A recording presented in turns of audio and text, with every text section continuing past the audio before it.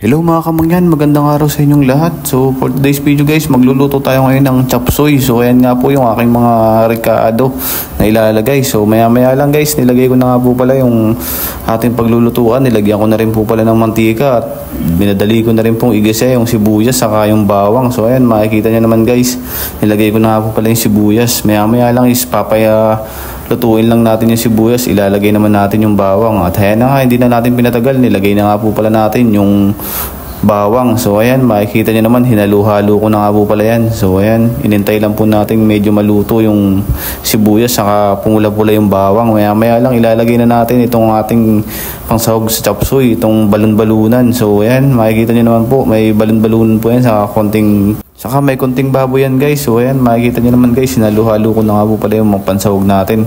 Kung mapapansin nyo guys, wala yung atay. So yan po kasi yung available natin dito sa ating rep. So syempre kapag may mga available tayong ganyan guys, hindi na po natin aaksayin yan. Yan na po yung pwede natin pansahog sa chop suey. Ay importante, masarap yung ating luto. At ayan, di ko na nga po pinatagal, nilagyan ko na nga po pala ng konting tuyo yan guys. At maya maya lang hahaluin natin yan. Saka lalagyan natin ng oyster sauce na konti para mas lalong manuot yung lasa dun sa ating mga pansahog.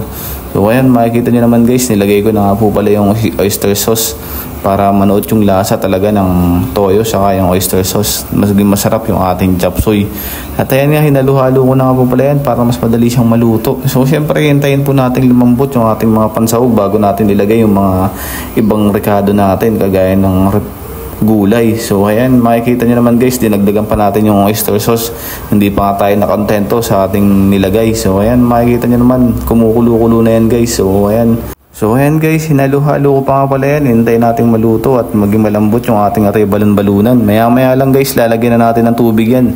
At ayan nga guys, hindi na natin pinatagal. Nilagyan na nga po pala natin yan ng isang basong tubig. So ayan, makikita nyo naman guys, nilagay ko nga pala yung isang basong tubig yan guys. At ayan, matapos nga natin ilagay itong isang basong tubig, ilalagay naman natin itong ating mga gulay na pansahog sa ating chop suey.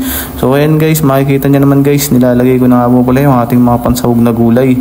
So ayan, inuna ko nga po pala dyan yung broccoli. So ayan, makikita nyo naman. At ayan, hinalo-halo ko na nga po pala yung ating niluluto para manuot din po yung lasa ng ating mga sa gulay. So ayan, nilagay ko na nga po pala yung iba pang ating mga kailangang sangkap. So ayan, makikita nyo naman guys, hinalo-halo ko nga po pala yan guys para manuot yung lasa ng ating sabaw sa mga gulay. So ayan, makikita nyo naman guys, medyo kumukulo na nga po pala yan guys. So ayan, maya-maya lang is ilalagay na natin dyan yung ating next, yung repolyo. Hinalo-halo ko po pala muna yan guys para manuot yung ating lasa ng ating mga sabaw sa gulay. So ayan, maya-maya lang nilagay ko na nga po pala yung repolyo. Yan po yung pinakalas nating ilalagay para hindi po maging overcook. At ayan, pagkalagay ko nga po pala ng repolyo, hinalo-halo ko na nga po pala agad dyan guys. So ayan, hindi na po natin papatagalin yung pagkakaluto ng repolyo po natin para hindi po ma-overcook. So ayan nga po, hinalo ko lang po ng kaunti. So ayan, okay na yan guys. Talagang makikita nyo, sobrang sarap niyang ating nilutong chop suey. So